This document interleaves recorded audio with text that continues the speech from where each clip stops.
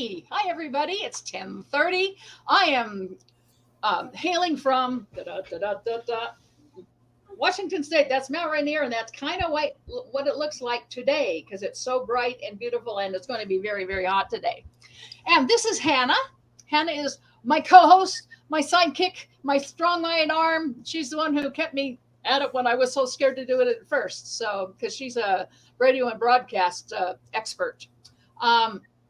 And Ever New, for those of you who have not joined us before, is about living out loud, forging lasting connections, and visiting with effervescent thinkers and dreamers. It's an uplifting hour or more that promises to leave everyone feeling better. So who's up for some fun? Let's get this party started. We almost always start out with a joyride. So I'll let you go ahead, Hannah, and give us your joyrides for the week. And then All right. Cool. So for those of you who have watched before, I have a sister who really likes Christmas. And, that can be a good thing. But we celebrated Christmas in July this past week. And, that was pretty nice. I got a little Spock wallet. That's which I really like. Cool. And I even got what I call Ducky D. Apparently, oh my gosh, this is adorable. This is absolutely adorable. Star Trek ducks are a thing. I love it. I want one so bad. And that's not the end of it. It came with its own bathtub. I don't know if you can see it, but it says Star Trek on there. That's adorable. And also, I graduated from college last year, and I finally got to see my diploma. Well, there you go. Yeah. So you want to show it? Or will it show here? It might show. Magna summa cum laude. Yeah, summa cum laude. Summa cum laude. There you Is go. It showing? Congratulate. Hold it up a little bit higher. And a little bit to the, one other side or the other. The other way. Right there. Up, a little back, and a little back the other way. That's very excellent. Radio, television, and film. Thank you. Congratulations. Thank you. And tell us what you're doing now this summer as far as I know a lot of people who watch this know. But you can tell us. This summer, I have been working with a theater program for teenagers who are putting on a show no one's ever heard of called Back to the 80s. And it's basically High School Musical, but in the 80s. There's one original rap, but the rest of the songs are all of, they're just from the 80s. The opening number is Wake Me Up. We have Man in the Mirror, Love Shack. You Give Love a Bad Name, all these incredible songs from back then. So did you write a show around it, or is the show written around those songs, kind of like in the way the show is written around those songs? Oh, very cool. Did you ever see Mamma Mia, which was written around the... Yeah, I have seen Mamma Mia. Yeah. Well, that's always a great idea to say, let's take a, Oh, and did you ever watch... why can't I think of it? I have the whole thing. Hold on.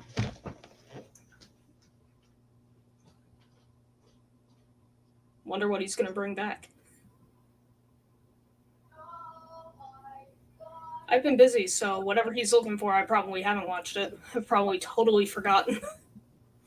So I've been working with these kids. Oh, the TV show about the musicals. The TV show with the musicals and the gay kid. What was the name of that show? Oh, you mean Glee? Glee. I loved Glee. Absolutely. I actually bought the entire all seasons of it. Oh, really? Because it was wrapped around all these wonderful songs. I haven't seen Glee. And I hadn't seen it. I know it was winning all these awards, and I just never watched TV. And one time, for some reason, maybe it was on Prime for a little while. I don't remember how I thought, I'm just going to look at it. I just want to take a look at it. And I just fell in love with it. You really should watch it. It's absolutely terrific. I'm Especially, like, especially as a I'm singer sorry. and musical theater person, I think you will love it. Awesome. Yeah. I'm a geek, however. My favorite shows are the original Star Trek series and Avatar: The Last Airbender. Uh-huh. Uh-huh. Well, try Glee. See, or when you come out, I'll show you a couple of them. All right. We can go from there. We have 8 comments. Oh, my goodness. Hi guys. I'm a doctor, not a quack. John. I'm a Yes. doctor, not a quack. That's great. He should have said that. That should have been Yes. one of his lines. Yes. Well, he said if he kept saying he's dead, Jim, very much more, they were going to call him the intergalactic quack. Oh my gosh. Tina from Russia is here. Yay. I hope you're feeling better. Tina. I know she told me she has bronchitis. Oh, I'm sorry, Tina. Which is not a good thing to No, have. I had it once and it was so bad I had to go to ER and somebody had to take me because I couldn't see my optic nerve. I didn't have enough oxygen in my body for my optic nerve to fire. Dang. I get it every few years, but not enough to go to the hospital. Oh.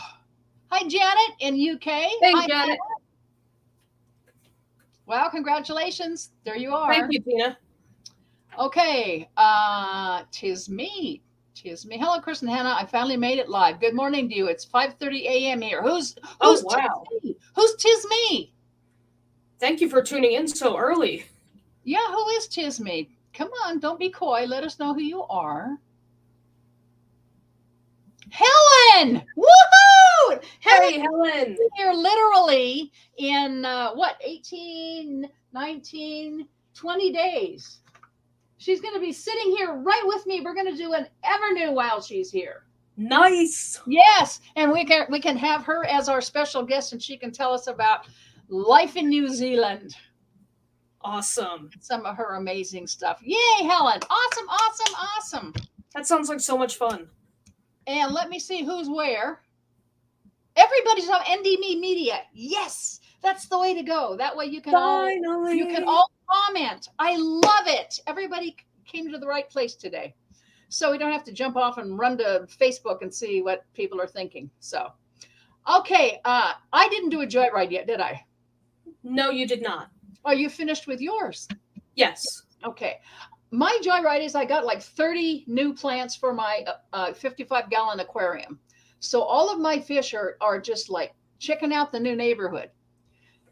They just can't get enough of it. And I have some baby guppies who are, I bought about 3 or 4 fancy guppies, 3 girls and a boy. Well, that didn't last long because 3 girls and a boy have had a wee of a time. And now I have lots of little tiny little baby guppies. So I had to get floating plants so they can hide. But the brave ones of them are moving right down and they're going down into, now that I got pretty much the whole bottom of it planted, they're all down in there too. So they have a lot more running room. Oh, wow. Yeah. Are they real? They are real. Yeah. The plants are real. Yeah. I know some people put plastic plants in there. I had some in and then I heard kind of bad things about them. They're really not good for them. So I took them out, although you have to replace live plants because some of the fish chew on them and stuff like that. Yeah. But they aren't terribly expensive and they last a really, really long time before you see any of them starting to lose leaves or whatever. And I just pluck out the dead ones. And I would say every 6 months or so, maybe 8. I've had this tank about 2 years, I guess. And I've only replaced the plants in them maybe once. Once in a while, I'll bring a new one home just for fun. Mm-hmm. But to say actually spending $50 or something on plants hasn't happened more than once, really, since I did it the first time. So, and I think that's all of the joyride I can tell you about for now. Later on, I can tell you that Helen will be here. That'll be a joyride. And then in 2 months after that, Hannah will be here. Woo! My grandmother's name is actually Helen. Ah. Yeah, her maiden name is Fry. She used to work at an advertising company, and people would go to her boss, and they would say, "Oh, where do I go to get this thing advertised?" And he'd tell them to go to Helen Fry.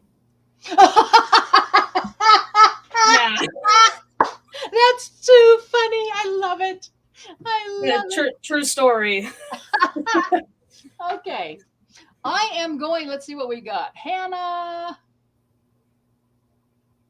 Aye. Nice. Okay. Now Hannah has asked me to read this one thing out of my book, Kelly Phone Tag, Volume 3. Because she thinks it's hysterical. And it was pretty hysterical when it happened, but I had forgotten about it. You have to remember, I wrote these books a long time ago, and I had these experiences a long time ago. And if I get back into my books and start reading it again, I remind myself of things that have happened. So this is one that Hannah reminded me of that cracked me up. So on I'm sorry, I just saw Helen's next comment. I'm sorry. Yeah, you know what? I just checked out cooking. Yeah, you'll be sorry. Bring, things you like. Listen, I was a short order cook. But if I can't make it in 5 to 10 minutes, I don't make it. I'm not a baker. I'm not a cook. I get it. I can slap a steak on. I can slap a hamburger on. I can do those things, But when it comes to like recipes and that kind of stuff, well, I just tried one this morning with cod. Yeah, not a winner. Oh, I'm sorry. I followed the thing. I didn't have quite everything I needed, and I did it anyway. And it's like, okay, well, that's not as good as the stuff I got in the restaurant. So I ate it, but also the crows got some. Anything I don't like, the crows usually like. Nice. If the rats don't like it, I have pet rats too. If the rats don't like it, and the crows don't like it, and the goats can't eat it, and my other little beings can't eat it, well, then it goes in the garbage. But I have lots of options before it reaches the garbage. Okay, April 8th, 1994, my line rang this morning. When I answered it, there was a loud siren at the other end. I said, what the hell? And then figured it out. Dee was trying out the combo light siren radio I gave them in case of a catastrophic earthquake that buried them in rubble inside their house. This was about a month after the Northridge earthquake when everything came down at their house. Dee got on the line laughing and said, this is great. Thank you. He added, I've been walking up and down the street all morning, waking people up. I joked, great. Just remember that story about the little boy who cried wolf. He laughed again and said, I think I'll take it out in the backyard here and chase off the contractors with it. He said, it's great, and thanked me for it. I said, this way you don't need to leave the house with a flashlight, a radio, and a whistle. All you need is that gadget and a jug of water, and you're set. He repeated that to Carolyn, adding, now we're set for the big one. He was laughing like hell. Then he said he was going to give me to Carolyn. Carolyn got on the line and thanked me again for it. It's really terrific. I said, shit, I haven't even bought batteries yet for mine. I didn't know what it sounded like. Well, now you do. I laughed. Dee and his toys. And then later on in I'm not going to go 3 pages of conversation because we got off the point, but toward the end, she said she again thanked me for the radio light siren and said she hopes they never need to use it. I said, I hope so too. She said, but by golly, if we do, here it is. I said, in the meantime, take it away from Dee because he's going to wear down the batteries playing with it. She laughed and said she would. And I'm going to read one out of, hey, I'm going to surprise you. I'm going to read one out of, I can't make this happen, Serval Sun. Because it's funny too. It was absolutely terrifying when it happened. But I have the book. Do you want me to see if I can show the cover? Okay. You know what I could also do? I could go up here. I think I've got the cover here somewhere. There it is. I got it, Hannah. I just put it up in the corner. And here's a close-up of it, gang. But I'm not going to leave it there because we want to look at Hannah while I read. No, we don't. Okay, the condo floods. I got a brand new condo, snuck my serval into it, okay? He had the permits to be there legally. I just didn't want the whole place to know because I thought they'd be freaked by a knee-high African wildcat in their midst, so I didn't tell anybody. One eventful evening, just 2 months after Deacon and I moved into the new condo, we were hanging out in the living room when it began to rain hard inside. The fellow in the condo above me had not replaced the plumbing that we had all been advised to replace. I shrieked, grabbed Deacon, and carried him into the bedroom, then heard frantic knocking on my door. By now, the entire hallway ceiling was being inundated with water. It was running into the light fixtures and pouring onto the carpet at my feet. Shutting the bedroom door to keep Deacon from following me back into the living room, I ducked through the deluge and threw open the door. The occupant from upstairs stood there in a long white shirt and undershorts, thank God, but no trousers. I took a brief look downward to confirm what I thought I had seen. Sure enough, the guy had no pants on, then back at his face. He said, "Kris, I'm so sorry. I'm doing absolutely everything I can." I said, "That's fine. Goodbye." I tried to close the door to get back to Deacon, but he pushed it back open. "I want you to know I've called the fire department. They'll be here as soon as they can." "Fine. Okay, let me close the door now." He went back upstairs. I raced to the garage, slammed Deacon's carrier into the back of the car, and raced back to the house to get Deacon so I could remove him before the authorities arrived. I didn't know if I'd be required to leave and get a hotel or what, but I did know that no one at the condo complex, if I could help it, would know the Deacon was in residence there. I got back to the front door just as pantsless neighbor descended the staircase in my direction again. Swinging around to confront him, I said, "Yes, what is it?" He said, "I just want to say again how sorry I am. It's fine. Really. No big deal. Go back upstairs and put on some pants, will you?" Almost as if realizing his condition for the first time, he said, "Okay." He headed back upstairs 2 steps at a time. I figured he'd probably be back, or the fire squad would arrive any second. So I quickly grabbed Deacon and carried him around to the garage, placing him into his carrier, then ran back to the condo just as the fire department arrived. We didn't have to leave, as it turned out, but I did spend the remaining 8 hours until daybreak squeezing out as much water from the carpet and the other flooring spaces as I could. Of course, I had to get 3 estimates to satisfy the insurance company, and the resident handyman had to take a look too. The problem was that the resident handyman was so proactive and friendly that he knocked on the door and barreled past me into the back bedroom almost before I could say hello, only to find Deacon lying on the bed staring at him. I whispered, "Oops." He said, "What is that?" "A geriatric 3-legged serval. I have all the required permits. Words failed me. I was busted with a capital B. The fellow said, "Do not, under any circumstances, tell anyone else about this animal here at the complex. No one. If you need repairs, you call me. Here's my number. Got that?" I wanted to hug him, but because we were in my bedroom, I figured it wasn't the best of ideas since I hardly knew him. I said, "God bless you. God bless you, sir." He said, "I'm happy to help. What's your cat's name?" There are guardian angels on this planet. You just don't know they're there till you need them. My hero. Oh. Yeah. Okay. Yeah, I've had some scary, wonderful experiences with my various critters. Let me get back over here to comments, see what we got. Yeah. John. I was just watching a small clip of Spock of him saying fascinating. Please, Spock, don't say it is fascinating. No, but it is interesting. Yeah, I remember that. I remember angels and ministers of grace defend us too. Yeah. All righty. He had some good lines. Yeah. Well, finally I got think the that's the reading I'm going to do today. So we're either going to wing it or you people are going to ask questions. That would be nice. And because I think most of you have read the books or in the process of reading, you might have additional questions about Dee or Deacon or goats or acting or anything that you know that we know something about. You can, Hannah, in the meanwhile, you can tell us again where you're going next March with your family. Oh, yes. Next March, we are flying down to New Orleans, where we will be getting on a Disney cruise that is going to take us to Mexico. All right, the whole family. Yeah.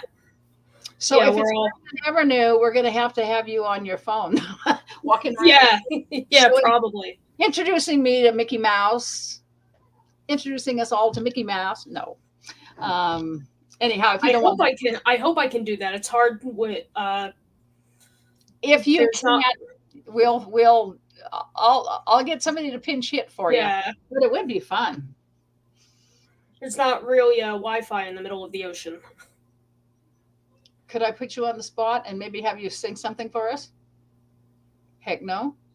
Have Can me you sing sing something? Can you sing a cappella, or can you play something? She's been in lots and lots of musicals. Just to give me a minute to think. Okay, I will. Yeah, I've never see. I threw this at her because I thought, hey, let's find out more about Hannah. I know she No loves forewarning. she loves to. She loves what she Let's does. see.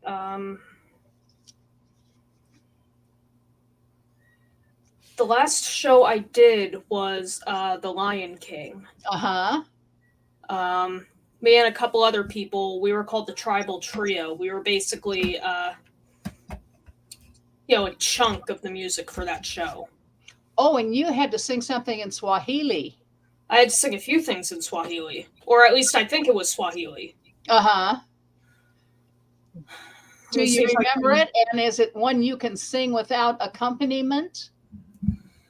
Or do you have an audio of it that you could sing with it, like in karaoke? I think we put it on the spot, but I think it's fun. Let me see. You just heard my creativity. I figured it was time to hear Hannah's.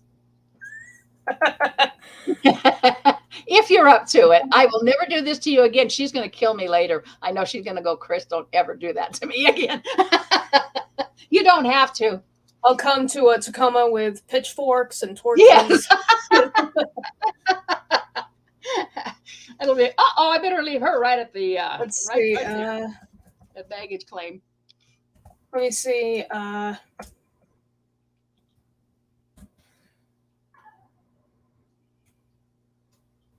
Is there a thing here?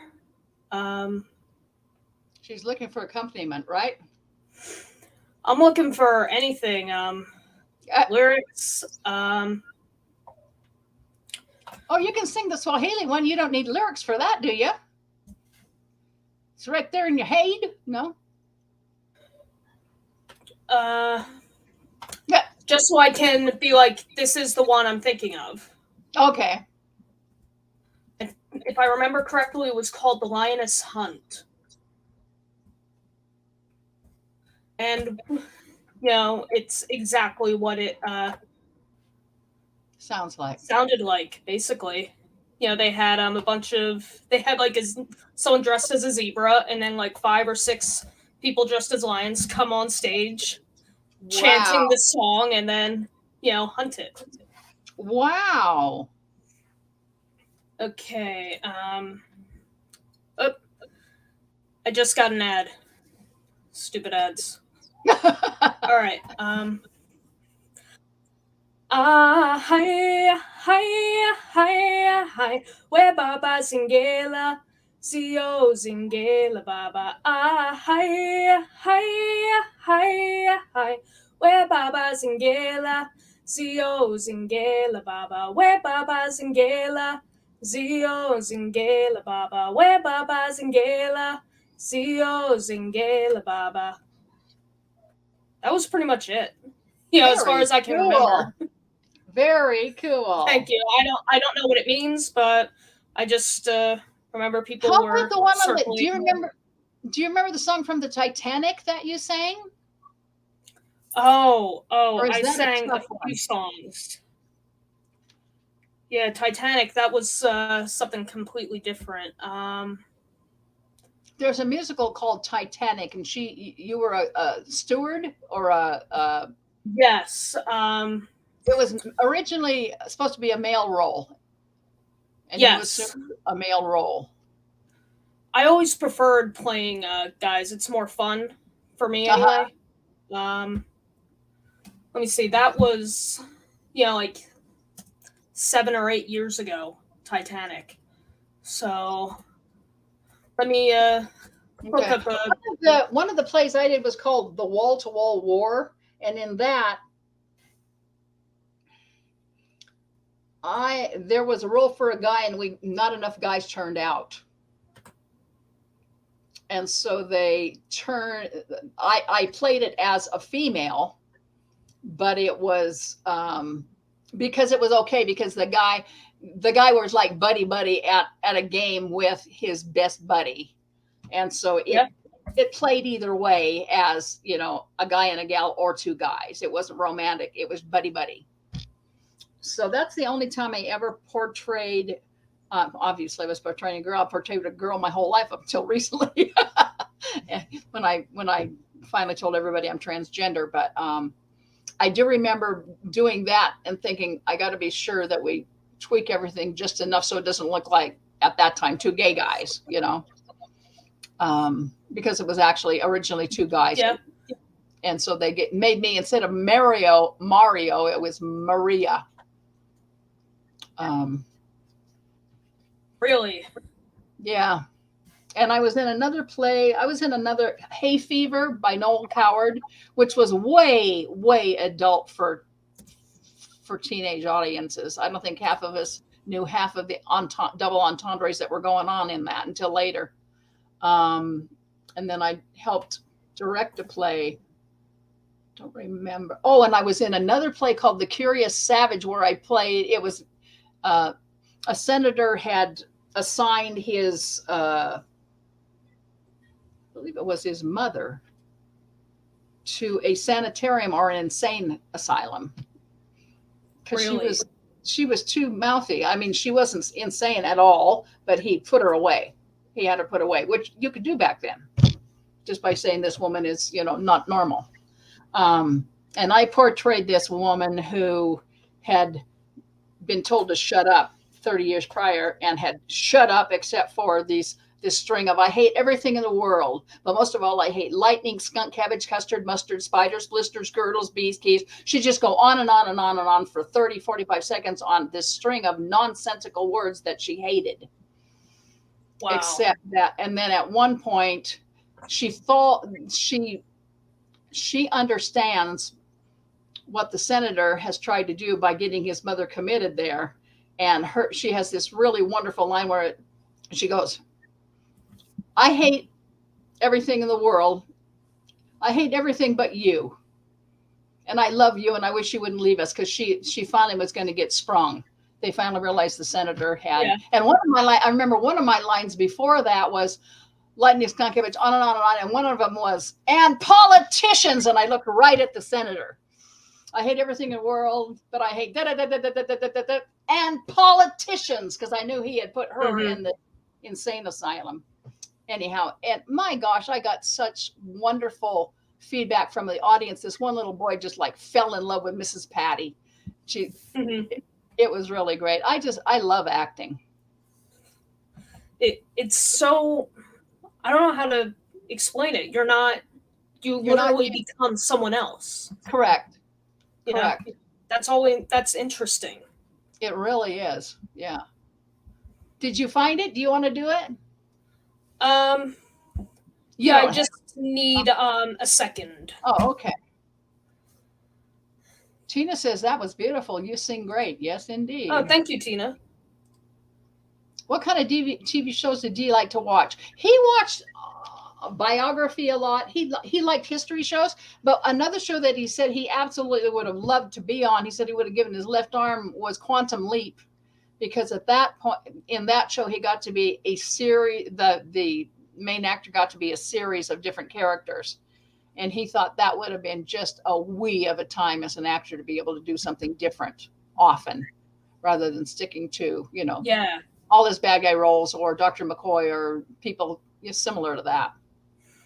Yeah, I totally get it. I remember one show. I would really only act over the summer, and it was like one musical. During the school year, I would focus on school and all that. But I went from one year being this, wonderfully caring mother, who would do anything for her child, including leave her other children and put her own life in danger.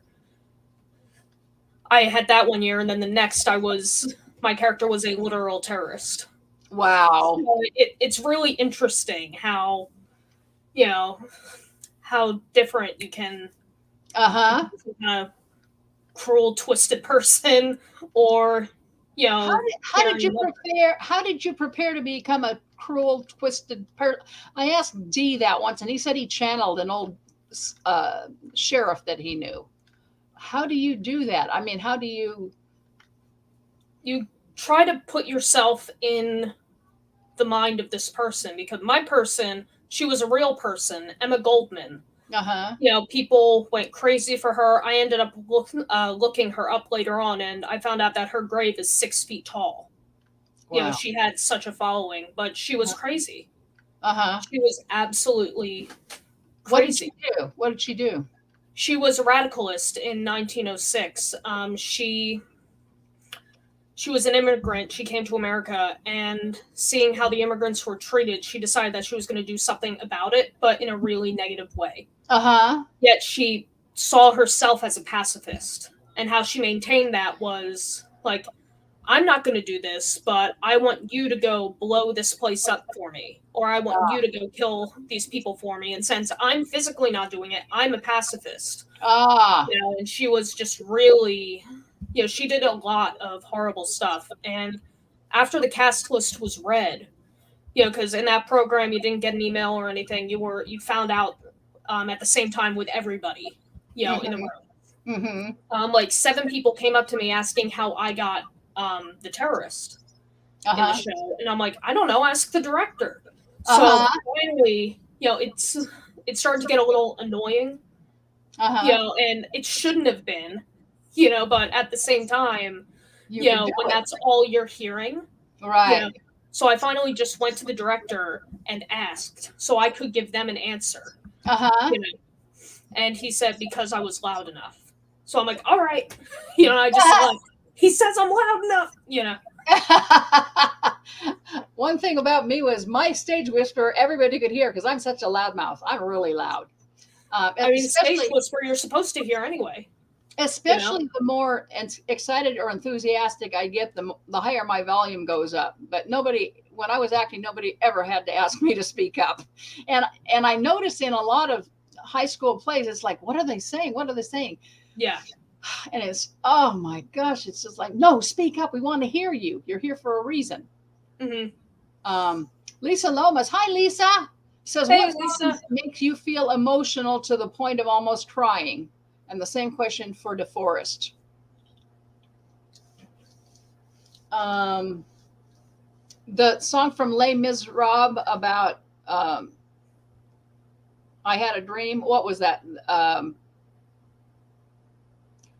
The one that Anne Hathaway sings? Yeah, I don't know. I Dreamed a Dream. I think that's probably it. I Dreamed a Dream because Let me it's Google this. after she's been raped and horribly mistreated by men in her life. Yeah, I She dreamed a dreams dream. about what she thought love would be like. And she did such an amazing job of that. I had heard that song sung before, but not in that, not Mm-hmm. not in that show. And when I saw how it was done on the show, it was like, oh my gosh, what a song! What a song! Yeah. I don't know what songs. I would presume Twilight Time because that was one of his favorite songs during his courting days, Twilight Time. And he said that was his and Carolyn's favorite song. So I presume that probably put him in an emotional state of mind whenever he heard that. But that's about the only one I can. He said he loved the big band era. I'll tell you what, the other one that makes me cry is Robert Goulet singing, it's in my book. It's on the back cover of my first book. For once in my life.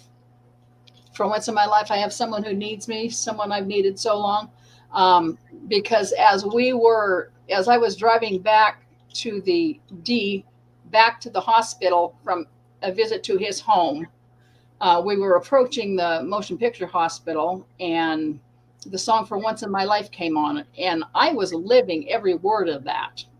About For Once in My Life, I have someone who needs me, because I had needed, in quotes, needed Dee. For 30 years, he had been a mentor and a cheerleader, and I realized I was losing him. And so the song, although it's romantic, is also about, well, if you've ever read the lyrics, I'm not allowed to say the lyrics here because then that's copyright infringement. But look up For Once in My For a Life. second, I thought you meant at your own house. Jackie's like, no, you're not allowed to sing. No, it I'm makes not you cry. around You're not allowed to do it. But if you, For Once in My Life by Robert Goulet, and at the end, anyhow, and it says, for once in my life, I won't let sorrow hurt me, not like it's hurt me before. Anyhow, and it ends up, for once in my life, I have someone who needs me. And Dee reached over and took my hand that was on the steering wheel, and he said, I need you, dear girl. And I just lost it because I was thinking the opposite, meaning I need you, you need me. And especially at this time when I'm taking care of you. And he was taking care of me too, by helping me through his death in the kindest, sweetest, most wonderful way he could. And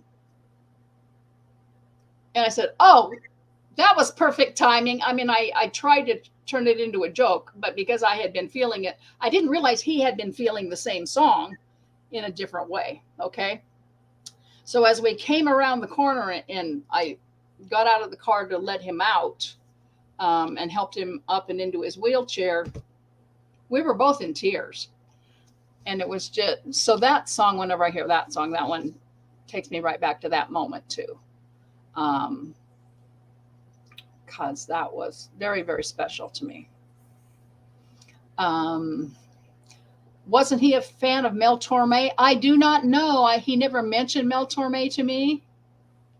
Yeah, I Dreamed a Dream is the name of the one with Anne Hathaway. And you can probably look it up on YouTube. I wouldn't be at all surprised. I know you can hear Robert Goulet's For Once in My Life on YouTube because I've looked it up several times.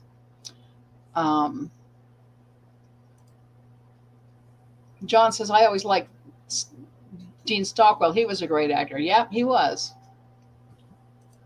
Anywho, that was a good question. That was an excellent question, Lisa. Thanks for that. It made me think, and I came up with a few. How about you, Hannah? Do you have any songs that make you particularly emotional? I think it depends on the mood that I'm already in. Right.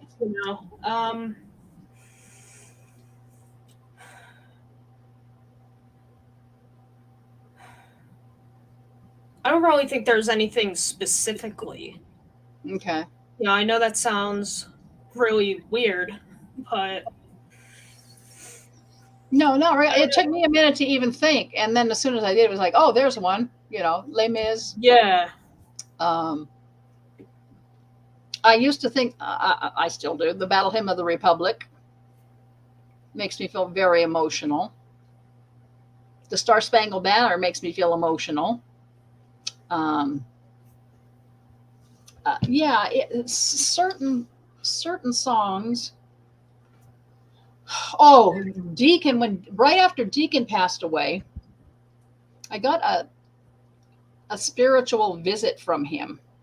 I had just been thinking about him. I hadn't been thinking about him at all. And all of a sudden I felt like there was this portal from heaven that was kind of like a funnel. It was big at the top and came down to a point where he used to lay in my condo. And I thought, he's here. Deacon is here. I mean, I just felt this emotional connection. And immediately on the song, My Heart Will Go On came on the radio from Titanic. My Heart Will Go On. And I went, oh, wow. Oh my gosh. It was just like this message from heaven, like he's here and our hearts go on. It was just really, really. So that one also gets me. I have to really think. I have to go think back into my past, what kind of songs blew me away and at what point. And like you said, it depends on the mood you're in. Yeah. Because I wasn't thinking about Deacon and that thing just happened. And then My Heart Will Go On came on. I mean, it was a significant emotional experience for me. It was like, wow, he just came and said, hey, Mom, I'm still here, So, because I hadn't been thinking of him. I mean, at that very moment, I hadn't been thinking of him. Boom, there he was.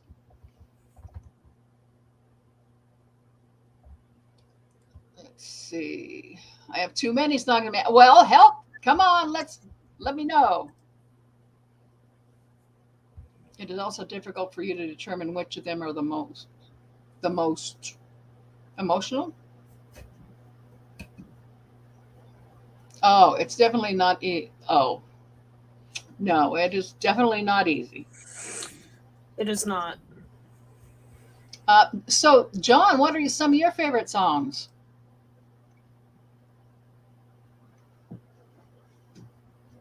Helen, me too. She's very clever. I want her to tis me. I mean, tis me, not me too. Come on, Helen. Did you fall asleep? I wouldn't blame you a bit if you did. It's like, what, 3:30 there? Come on, John. Huh. Tell me some songs.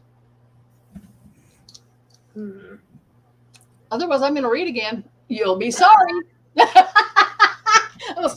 We'll use it as a. What is that tool? Disciplinary tool.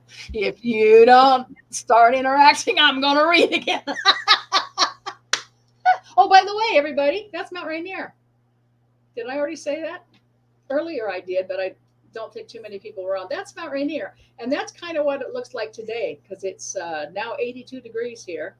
Very, very sunny. And that Mount Rainier almost looks like it's in my backyard. It's really about 60 miles away. Oh, but wow. It is a glorious peak. It is really a glorious peak. Hey, guys, it's a volcano. Oh, John is trying to look something up. As far as favorite songs go, I like Little Wonders by Rob Thomas. I've never heard it. You'll have to YouTube it. It's very nice. Sing it? You want to sing? Oh, I don't know. I don't know if we're allowed to sing anything but ones that have been past their copyright. Like, one of my favorite songs is "Swing Low, Sweet Chariot," the Negro spiritual. Really? Swing Low, Sweet Chariot. I love that song. I sing that pretty often. Welcome to My World. I love Welcome to My World. I love Welcome to My World. Totally. Space Dancer in Austria.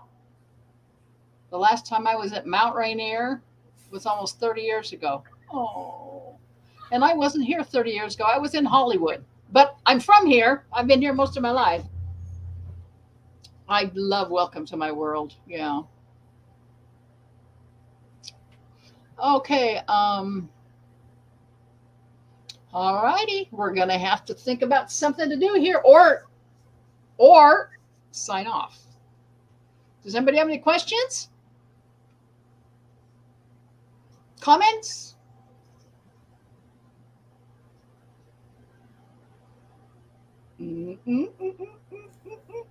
I can say. John says The Carpenters. We've only just begun. Yes, I love the Carpenters. I like a lot of the Carpenters. I love it when Elvis Presley sang "Love Me Tender." It also depends on who's singing, I think, and how well they do it. Yeah. Row, row, row your boat.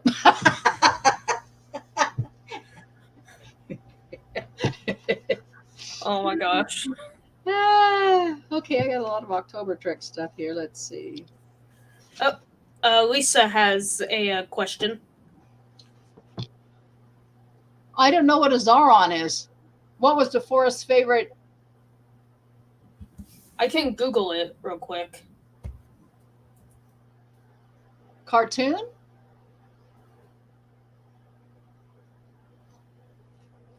XAROON. I think that's a type mistype. It's a store. Huh? It's a store. XAROON. Cartoon. I have no cartoon. idea what G's favorite cartoon was. I never asked, and I never heard him mention it. I'm an adult and I love cartoons. I just don't know. See, if I don't know something, I'm going to tell you that. I don't like making. I don't make stuff up. Yeah, I have no idea what his favorite cartoon was. I never heard him mention it. I never saw him wear a T-shirt with a cartoon on it. Oh, I got to show you my T-shirt. Yes. We needed the three of them camping more often. See, and part of that scene was cut off when Dee fell.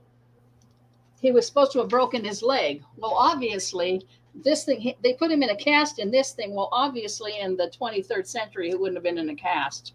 So I think they probably deleted the scene.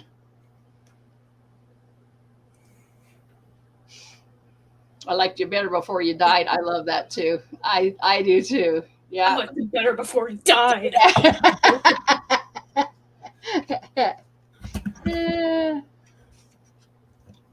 I read the Oreo affair before, didn't I? Yes. Okay.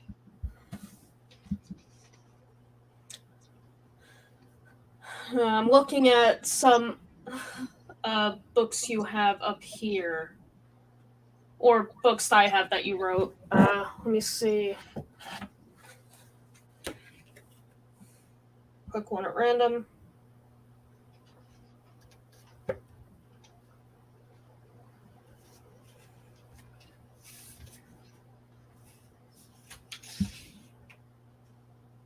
When you look it up on YouTube, try the version Welcome by John Grinnell, a Kiwi who has just passed a few years ago.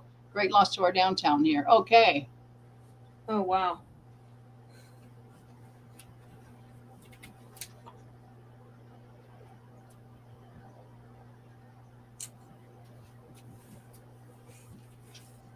Believe it or not, that's a good one.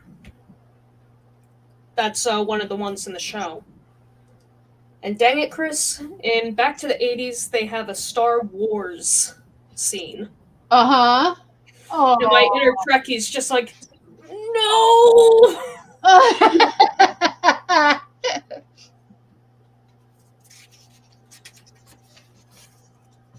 Well, you know what? I can read something out of my Yaysayers book. This is a book for teenagers that I encourage to listen to the Yaysayers instead of the naysayers in their lives, because your parents are awesome. You know, when you're small and dependent, and many of them are awesome later on too, but some of them forget to get out of the watch out, don't look, be careful.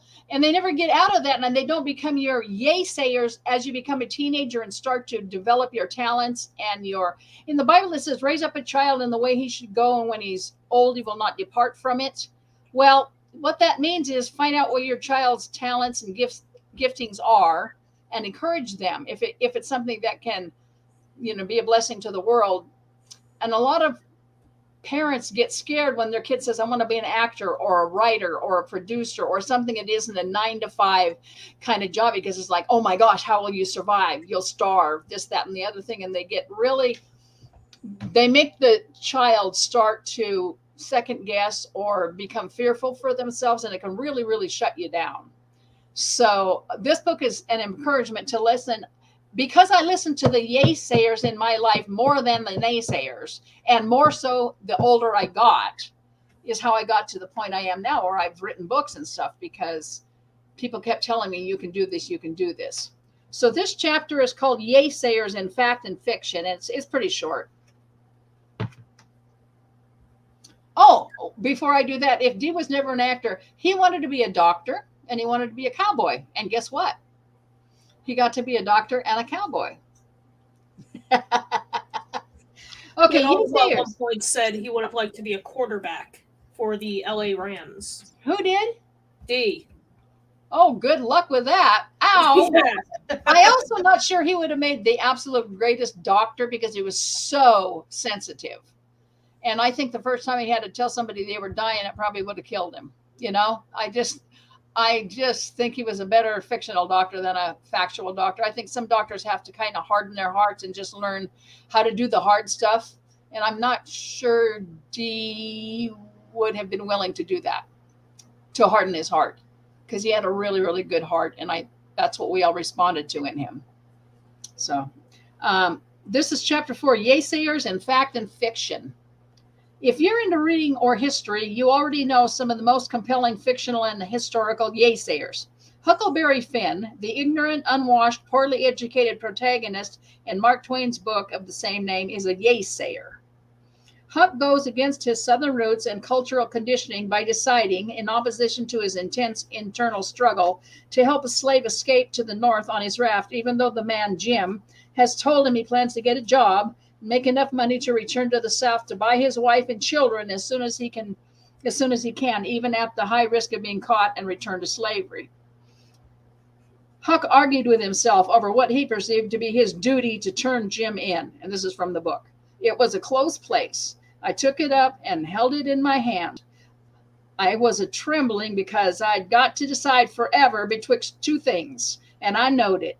I studied a minute, sort of holding my breath, and then says to myself, all right then, I'll go to hell, and tore it up. This is after he decided to take Jim north, even though it was completely against the law. It was awful thoughts and awful words, but they was said, and I let them stay said and never thought no more about reforming. I shoved the whole thing out of my head. I said I would take up wickedness again, which was in my line, being brung up to it, and the other weren't. And for a starter, I would go to work and steal Jim out of slavery again. And if I could think up anything worse, I would do that too, because as long as I was in, and in for good, I might as well go the whole hog. As the above shows, yaysayers don't have to be scholars. You'll find them in some of the unlikeliest locations. They come from all walks of life. They're the people who haven't assumed the yoke of normalcy to become cookie-cutter citizens. They live in ways that many people would consider risky, flaky, countercultural, or, in some other way, unconventional. Other yaysayers include Jesus, the Dalai Lama, Martin Luther King, Robert F. Kennedy, Maya Angelou, Mahatma Gandhi, Chief Seattle, and Nelson Mandela. Yaysayers don't go through life looking out only for themselves and their progeny. Their perspective is global, at times universal. They resonate to noble thoughts and deeds. They're selfless and involved in causes beyond themselves. They yay you into pursuing goals you have for yourself, especially when reaching them will bless more than just yourself. They're into the big picture, not selfies. Okay. That's a taste of the Yaysayers book for if anybody you know who is like struggling with, this is really what I want to do with life, but everybody keeps telling me to get a real job, in quotes. If your heart is leading you in a direction that is hard to attain, that it's attainable. Somebody else has attained it, you can too. And that's my main message with that book.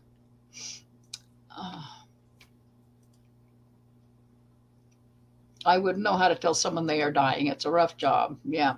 I've wondered that too. Like, how do you just go in and say you're dying?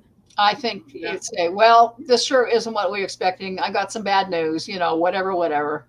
I know when somebody finally told Dee, the doctor finally told Dee and he said, how long do I have? He said, 1.5 to 2 years. All the way home, he thought, how am I going to tell Carolyn? How am I going to tell Carolyn? Because immediately at that point, if it's you, your immediate thought is about the other people in your life. It really, it emotionally, first of all, even as Dee was in the hospital, he would say, when they talk about terminal illness, I can't believe they're talking about me. I can't believe it, because we all it's hard to wrap your mind around this is going to end. And yet we all know it is going to end. And if somebody puts a date on it, then at first it's a gut-wrenching thing if you're not expecting it, and then you begin to accept it, and then you begin to help other people accept it. A lot of the people in hospice who work in hospice said the absolute hardest thing is not the person who's dying, but the people who love them, who are trying to keep them from dying. Yeah. You've got to eat. You've got to do this. When toward the end of your life, when your stomach turns off and everything, your body is shutting down, you don't feel like eating anymore. and you say, I'm not hungry and I don't want to, oh, you got to eat, you got to eat, you've got to keep your strength up, And the nice thing about hospice is they say, no, you need to let them make their own decisions. Keep them peaceful, let them do what they want to do. Just sit with them, love them, and talk to them. Share whatever you still want to share or need to share, but let them die as peacefully as they can. Don't try holding on to them. And that's hard for a lot of people. I mean, it's really, really hard, but I've been through it, 3 different times now. And I've learned that, no, you just need to be there with them to laugh and cry and whatever it is they're feeling. If you're feeling it too, don't fake it, but be supportive, allow them to say what they want to say, do what they want to do, and die the way they want to die. Holding on to them just makes them feel horrible because it's not like they can help it. Yeah. So I know what you mean for someone who was so kind and helpful and finding out that they're going to die. Yeah, well, I knew going in that he was terminally ill. Same with my mom. So it's like, there's nothing I can do to change that outcome, but we can have fun. We can have as much of a time as possible between now and then, and another thing is a lot of friends will like flee. They won't come near you because they think, oh my gosh, if it can happen to them, it can happen to me. And I don't know, for many, many reasons, people are fearful of being around people who are on the way out. And so, if you're strong enough to be with somebody and to continue to treat them pretty much the way you always did, with lighthearted laughter, as they begin to lose the ability to help, hand them a glass of water. Don't do anything for them that they can't do for themselves, because then they feel like, like they start to worry about themselves more. But if they can start not to be able to do something, then you do that for them. And they accept it as, you don't even have to mention it. You used to do this last week. I know he kept saying, Dee would say, like, I can hardly hold the phone up anymore. Remember back then they were landlines with heavy headsets on them. Heavy. You don't even consider them heavy until you start losing condition, and then all of a sudden they're heavy. So you just kind of watch for those kind of cues. If you see them looking at a glass of water and not reaching for it, you think, okay, hand them the glass of water. You just start being very vigilant. And I think, Hannah, you're pretty in touch with this. You have a special needs sister who has needs beyond normal needs. And you watch for the things that you can do to make their lives easier. And that's you try to, yeah. Without making them lose their dignity or feel dependent on you. You want them to continue to feel as independent as they can. I feel like it might be different with my sister because, while she is an adult, but she also has mental retardation. So academically, she's about 7. Personality, younger than that. But her communication skills are like that of a 2 or 3-year-old. Mm-hmm. So if she wants something, she can't be like, "Hey, can you pass me that?" Right. So you have to be able to know. Kind of, yeah. I mean, if she wants like some food or something, she'll let us know with that. That then she's like, really hungry or snack, stuff like that. But if she can't get what she wants out, she gets very frustrated. Especially when I get frustrated when I'm hungry. Hello. No, like even with anything, like if she can't get whatever it is that's bothering her, or if she's in pain, or she doesn't feel good, she can't get that out, she gets frustrated. Yeah. Like she was acting up a few weeks ago, having some really bad days, and we didn't know what was going on until I saw, like her going like this or something and looking all around, like she was eating or whatever.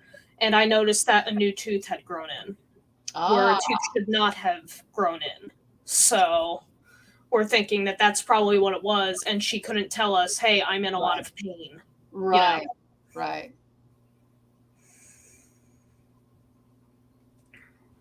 At least Dee and Bill had a great conversation before Dee died. I like that part in the book. They did. I wasn't privy to it. I wasn't privy to it because I left. I always figured Dee had his right to privacy with his co-workers, you know, and I was never there. Except when Nichelle came, I was there when Nichelle came, and I had dinner with her afterward. But I know Dee said, boy, Bill sure doesn't like to talk about dying. And he said, but we had a really good talk about, you know, a new movie we could do and stuff like that. So Bill is really, have you seen Better Late Than Never? No. So it's Bill Shatner, Henry Winkler, George Foreman, Terry Bradshaw, and I've heard about it. I've heard a young guy, Jeff Dye. They go to like a bunch of different countries and get into mischief and such. But Bill actually talks about that he's afraid of dying. You know, he does not want to be the first to go. Right. Yeah. Well, he's not. He's not. And I mean, it's really sad when you think about it, because in Star Trek V, he says, I've always known I'll die alone. And now he's the last one left of the three. Yeah. Yeah. But some of those people were a little sick because, you know, since on Better Late Than Never, Bill was the oldest of them. So they made, without him knowing, little bet, you know, which country would he not be coming out of. Oh, my. No. You know, it's like, come on. Yeah. Well, truth to tell, you need to, at least after he confesses to you that he's afraid of dying, you know, you need to drop that bet. Yes, you know? yes. Like, as many as 30 years ago, if you'd asked me, I would have thought he would have been one of the first to go, even though he's younger than Dee and Scotty both, because Jimmy, I'm sorry. He always looked hypertensive to me, like he was really like high blood pressure or something. A hard driving type A person, whereas Dee certainly wasn't. Usually the more laid back, you know, folks live longer because they're not. But Dee said he had high blood pressure his whole life. As an actor, if you never know where your next meal is coming from or your next job is coming from, that's a high stress life. Yeah. When I was in college, I took a health class, and they were talking about stuff like that, and I'm like, well, I guess I'm dying early. Not necessarily. But this woman was also, she got into a dehydration at one point. You need to stay hydrated. Right. If you feel thirsty, it's too late. Right. You know? Right. You know, are you trying to tell me that if I feel a little thirsty, I'm going to die? You know? Yeah. Well, it's absolutely true. 80% of Americans are underhydrated. And I'm trying to remember, I've got, in fact, I got a little cranberry juice with me because I only have one working kidney and I want to keep the other one in good shape. Yeah. But I never feel thirsty. I just have to put it right in front of me to remind me. With Leonard Nimoy, the damage is already done, sadly. Yes. Yeah. Yeah. Nichelle is a sweetheart. Indeed she is. Yeah.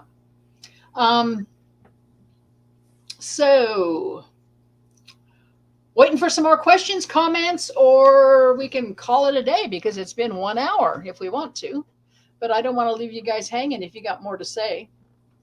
I had anybody joy rides they want to share. What's happened to you this week that put a smile on your face? That's important in times like these to be able to share stuff like that bring other people a smile. It really is.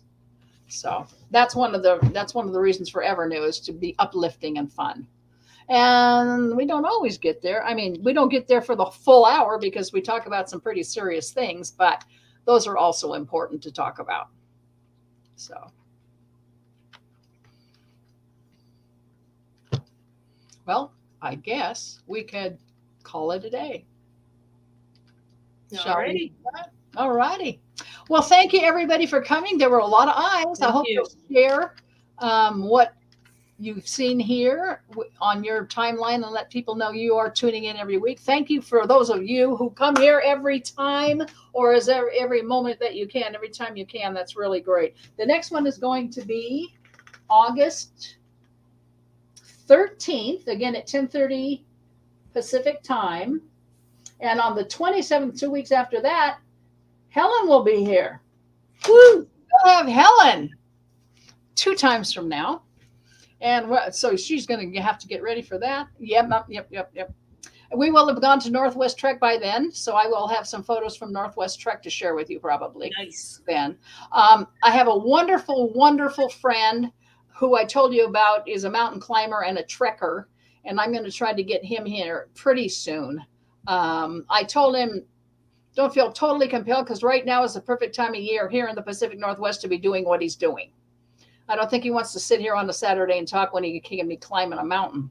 So we might end up getting him, in the middle of winter when hopefully he's not climbing mountains.